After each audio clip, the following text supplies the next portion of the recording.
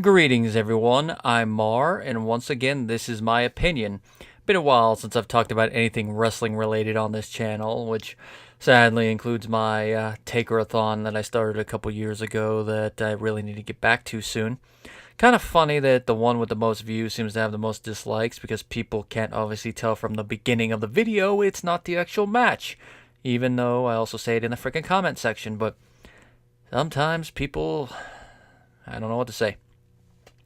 Now, as you can tell from the title, this is my thoughts on AEW Double or Nothing, the first pay-per-view since the branding of the new company. And it took place live from the MGM Grand Garden Arena in Las Vegas, Nevada on May 25th of this year, 2019. And I am happy to report I managed to see it live. Now, I did not purchase a ticket during the initial buy-in, so I got a ticket that was marked up way later, which freaking scalpers, a pox on all of them. But still, it was worth the money. Even the additional money for the gas in the hotel room. Me and my girlfriend Dee went, and we both had fun there. This is the first pay-per-view event that I've seen live, and this is her first live wrestling event at all. We didn't sit next to each other, but we both had fun. We were in the same section. We could, look at each other and speak with hand signals or whatever, but it was a fun event. Had good dinner afterwards, but that's not why you're here. You're here to hear my thoughts on this event. All in all, from top to bottom, I thought this was a pretty good event. Like I said, definitely the best pay-per-view to start with for my pay-per-view live viewing experience. If I have any issues, it has to do with Spot Fest and the way they were doing kickouts, but that's later. We came into the event right after the 21-man Casino Battle Royal had been underway. Only had a couple more minutes there. The only major moments we saw were Mr. Luchasaurus doing some moves and the fans starting the Luchasaurus chant. And, of course, the staple gun spot. And, of course, Adam Page winning and receiving a future AEW World Championship match. So not much to report about this match. Kip Sabian versus Sammy Guevara was what it was. A good 10-minute match to be the second and last match on the pre-show, and a good way to get the crowd going right before the pay-per-view went live on the air so they could scream their lungs out. And speaking of which, first match on the main card was SoCal Uncensored versus Strong Hearts. Now I am sad to report I did not watch most of this match, and that was I had to go up to the merch stand to get something for me and for another coworker, so I was trying to figure out which one of these matches would be the best one to do this during. And even though I am a fan of Christopher Daniels and I've heard of Kazarian, I was like, you know what? The line should be dying down right about now. And it would be the shortest later on, but it'll be during the matches that I came to see, and I don't want to miss any moment of those matches. So I got to pick my spot, to use the wrestling term, and I decided to go during this match. I saw the beginning part of it, so it started slow and built in the 13 minutes it lasted. So I got to see the headlocks and a couple other moves to start the match, and I heard the rest of it. The crowd did seem into it, especially near the end, and SoCal Uncensored won. And I have to say, based on their promo and what I heard when I was standing in the merch line, they should be doing good once AEW starts their TV later this year on TNT. Next was the match that was just about halfway through when I came back from the merch stand, and it was Dr. Britt Baker versus Nyla Rose, Kylie Ray, and the surprise, Awesome Kong. Her first match in a couple years, and the first time I get to see her live. Decent showing from her. This match, not really much to talk about. All I really saw was a finish where Dr. Britt Baker came out on top. I know her gimmick's supposed to be important, but haven't really watched a lot of the AEW videos leading up to this. I know, shame on me, especially since I drove 600 miles round trip to see this pay-per-view, but frick it. Time. Now next was the first match on the main card I saw all the way through, which was the Best Friends, Chuck Taylor and Trent Beretta, defeating Angelico and Jack Evans. This was a decent tag team match, some good spots all around. Definitely one of those matches that's on the card, not only to show how the tag team division is going to be in AEW, but to start building for the future, because depending on how they book these gentlemen, these guys could be future big upper mid-carders, maybe even main eventers. mean, we got some big names in AEW, but you got to start building for your future once you start. And this is a good way to do that. And of course, after the match, the best friends got Angelico and Evans to hug him, even though there were people mixed about it throughout the audience. And it's one of those moments that's like, take it or leave it. But it's what followed that it's like, really? Because this is where we got the lights go out spot.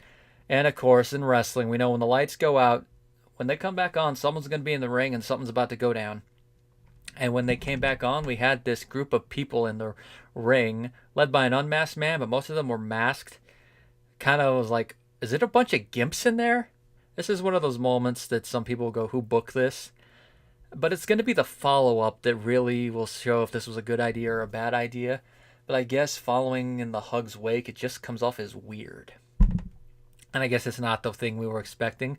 I don't mind expectations being subverted if it's done well, but this is one of those ones that's like, is this well, weird, or bad, or a bit of both? Next, we got the first match on the card that I thought was actually pretty good. Other than, that's a good way to get the crowd in, but this is the first one, even though it did have a couple moments that were a little slow, but considering who's in the match, you can kind of see why. It was the 6-woman tag match where we had Hikaru Shida, Riho Abe, and Ryo Mizunami versus Aja Kong, Yuki Sakazaki, and Emi Sakura. And of course, the heels won this match after 13 minutes and 10 seconds. The crowd really got into it from the word go, especially when Yuka and Emi came out dressed in cosplay. One was dressed as Freddie Mercury, and the other was dressed as an anime character. I don't know the character's name. I know it has something to do with fire. I think she might be from Fairy Tail. But don't throw bricks at me if I don't have that right. Just because I am an anime fan doesn't mean I know off the top of my head what every anime character is from. I'm loosely familiar with the outfit. And of course, because one of them was dressed as Freddie Mercury at one point in the match, we did get the We Will Rock You stomp. But I'm surprised that my fellow wrestling fans didn't actually start a whole chant of the lyrics. But I guess that might have slowed the match timing down. But would have been fun to hear, but I guess the stomp was enough. Aja Kong did a couple great power moves. You can definitely tell that she's slowing down as she gets up there in years. And there's a couple moments involving her that I'm like, was that intentional? Kind of took away from some parts of the match, but it was fine. And the heels won, and all around it was a pretty good 6-person tag match, and really got me invested in it because this was the beginning of the main part of the card. Next, we had the first match that I really came to see, and that, of course, is the Rhodes family implosion, Cody versus Dustin. Now, this is a match I was really looking forward to when the two started to turn on each other back in WWE, when they were Goldust and Stardust, back when Dusty was still alive and could have played a part in the match to make it a little bit more emotional. Their first match at the pay-per-view before that, WrestleMania, was It was like it could have been a good hint of what they could do. But of course, Vince and everyone else decided, it's not working, and dropped the program prematurely. Because I feel if they had delivered a match like this at WrestleMania, it would have been one of the best matches on that card. We probably wouldn't have been able to get the color spot unless it was hard way, or they were really careful about hiding it, or did it and just didn't care. But it would have been a great WrestleMania match if they had been able to do this type of match there. But alas, the program was dropped, but we have that couple years of build-up in the fans' minds of what the could have been. And here we are, the video package building up the Rhodes family with the pictures, the toys, the showing the two of them doing different things, Dustin packing it in, getting ready for one last ride, the music, the lyrics, showing him putting his new face paint on. It really got me invested in this match. And of course, it's one of the two matches that had the best entrances. It had Cody come out with his wife Brandy. They destroyed a replica of Triple H's throne, which is probably one of the only negatives I will say about this match. I know why Cody did it. It's kind of a little shot across the bow. Plus, it's kind of a little friendly jab considering what Triple H's comments at the Hall of Fame. And of course, they're memeing the crap out of it in the wrestling groups I'm in on Facebook right now. Especially which one was Cody? It kind of fit his theme song, though, and his whole character right now. And then out came Dustin, and he got a great little pop. Now, the thing that kind of is surprising me is that he's able to use both the name Dustin Rhodes in his old WCW nickname of the Natural. I don't know if it's WWE didn't trademark them when they acquired the WCW property, or they just don't care, or if Dustin already had it trademarked. Whichever one of those it is, I'm happy that he's able to use it because it really does go with him at this point. And this match was a little slower than I thought it probably would be, but in the right way. It's the right balance of old school wrestling mindset and psychology with modern wrestling acumen. And if you're not really a big fan of the modern way of professional wrestling, you might not like this match. But me, since I kind of did grow up on it, even though I do go back and watch the old school stuff on occasion, I'd say it's the right amalgamation for someone in my shoes. Of course, Brandy being the manager for Cody, we got the typical manager interference spots, including at one point where she hit Dustin with a wrench. And of course he got busted open on that. I didn't notice it right away, but when I did, I'm like, "Ooh, that's good. He got some color on him." It's kind of hard to notice because of the face paint and also where I was sitting. In case anyone's wondering, me and Dee, we had seats on the part of in the section that the hard camera, I'm assuming is what it was, kept blocking every now and then, which did affect certain parts, but it is what it is. There were some kick-out spots in here, and they kind of made the match last a little bit longer near the end. But this is one of those matches where if you're kicking out of moves that could be finishers, where it fits. The emotional impact of it, the psychology, the way it was built, it didn't bother me. It's like all the kick-out spots in the Undertaker versus Shawn Michaels match at WrestleMania. They make the match feel a little bigger. It's just when everyone starts kicking out of them that it's like, oh, they're prostituting that move. Here, it made sense. Probably one of the few matches on the card where doing that made sense. And part of it was the psychology of the brothers versus brother. Despite what Vince McMahon says, brothers do fight. And in the end, Cody got the win.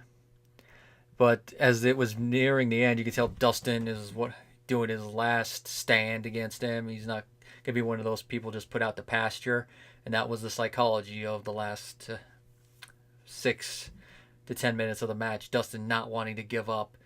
And that led to the audience doing their standing ovation and saying, "Thank you, Dustin." Now, of course, earlier in the match when Dustin was getting his moves in, we were also chanting, "You still got it," which, of course, is a chant that's been prostituted to death. Along with a chant that we heard in the previous match of "You fucked up." But hey, if you're gonna get the timing of the bell wrong, you kind of deserve it. And of course, another one I did like was "You never lost it." And of course, one I did love near the beginning was when they were heckling both brothers when they were going, "Dusty's favorite." I love that one. That's a good hashtag to put for this review, Dusty's favorite. I couldn't help but chuckle when I heard that and I started chanting along. And of course, after the match, once Cody got the win, he let Dustin be in the ring alone for a couple minutes. Then he came back in and did his after-match promo where he told Dustin, No, brother. This is not where you're going to retire. You're not retiring here. You see, because at the next event, I got a match against the Young Bucks. And I don't need a tag team partner. I need my older brother."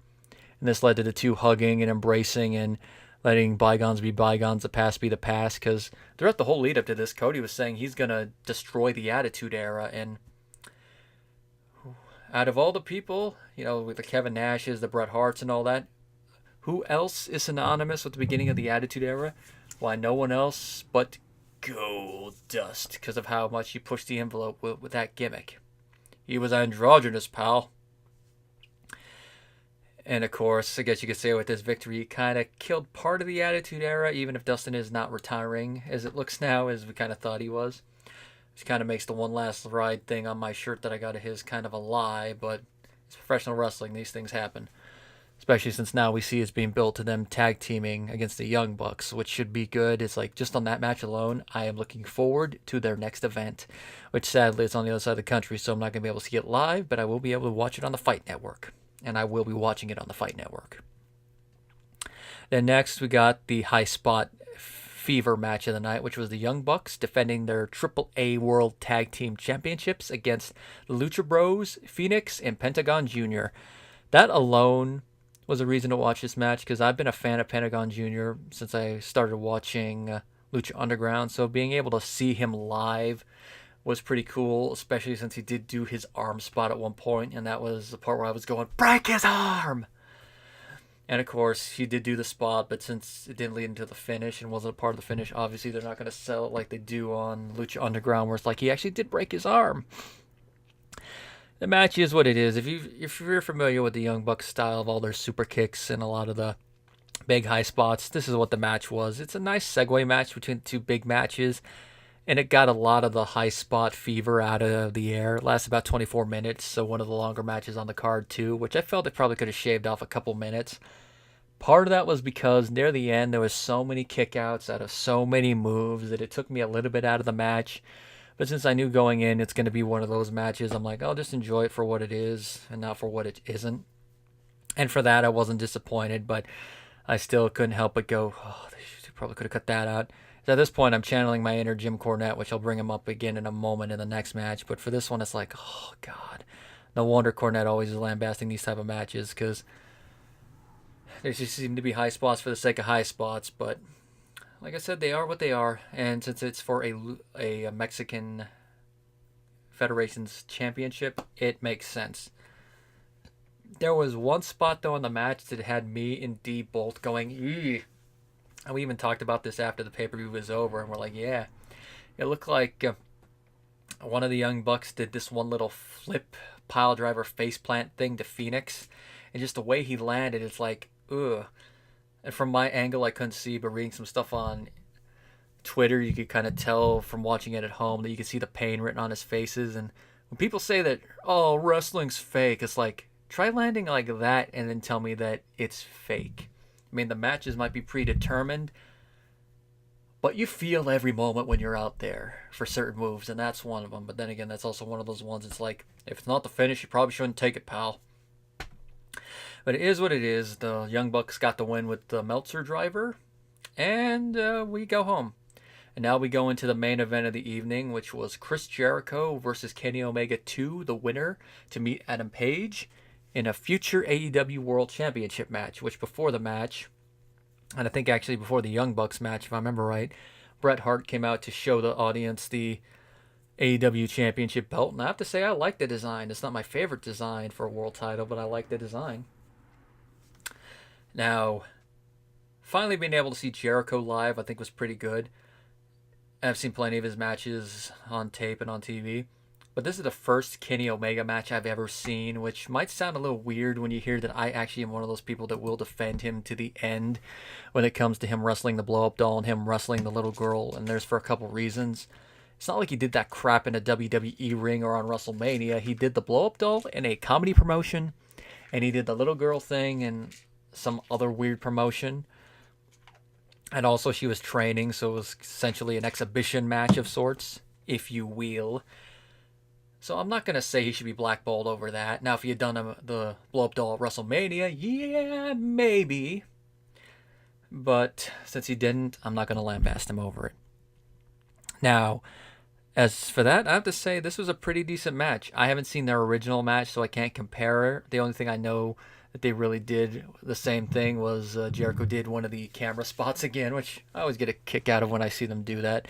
I loved it when The Rock did it to Stone Cold. That was funny. It was like the people's camera. And of course, when Jericho came out, he had an elaborate entrance referencing all his past gimmicks, the Lionheart, the List, the Ayatollah of Rock and Rolla, before he came out to Judas in his current attire. Looks in better shape than he was in their first match, but he still has the gut. Omega came out. It was pretty nice to see his entrance live in the match. Not a lot of high-flying moves, and it's a good thing they didn't do too many of them. Mainly was a baseball slide, and then Jericho hitting his lion salt a couple times. The only other big high spot was a table spot, which once they introduced that table, you're like, before this match is over, somebody's going through. It took a while, but eventually Omega went through. It's one of the moments I actually had to look up at the screens to see, since the table was on the opposite side of the ring. So I was like, all right, he's going over, look up, and there he goes, right through the table. I think the Dudley Boys would be proud. Jericho did much more of his brawling style, which kind of helped set him apart from his earlier stuff. Like I said, he did do a couple high moves, but it's not like he was just doing just a lot of them. out there fighting outside the ring was pretty good, especially when it led into the camera spot. There were a couple moments where it's like, are they just going a little too slow? They seem a little off, maybe. And at one point, Jericho went for the code breaker, and he only hit it with one knee. And then they did it again. So I'm like, I don't think that was supposed to happen, but it's one of those ones that's like, oh, he didn't catch all of it, so at least instead of trying to just ignore it, they actually went into it in a way that kind of made sense. So it's like, oh, he didn't hit all of it, so Omega's not going to feel all of it. It's one knee instead of two.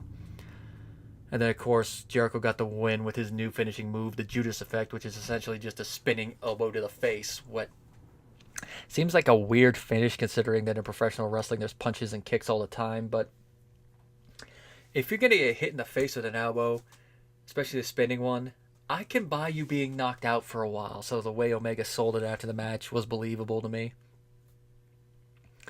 Especially since Jericho wasn't wearing elbow pads, if I remember right. And it's one of those things that if an elbow to the chest can be a finish, and essentially a glorified big boot from Sheamus can be a finish, then an elbow to the face, where it's all bone, being a spinning, can be a finish. And I had a feeling that was going to be Jericho's finish anyway for the match after I listened to his podcast talking about the build-up for it and what he was thinking about it, and him even talking about the Judas effect. I'm like, okay, Jericho's going to win, and that's going to be what he finishes it with. And I was right. Now, some people might be questioning why Jericho won, but it's one of those things of why not?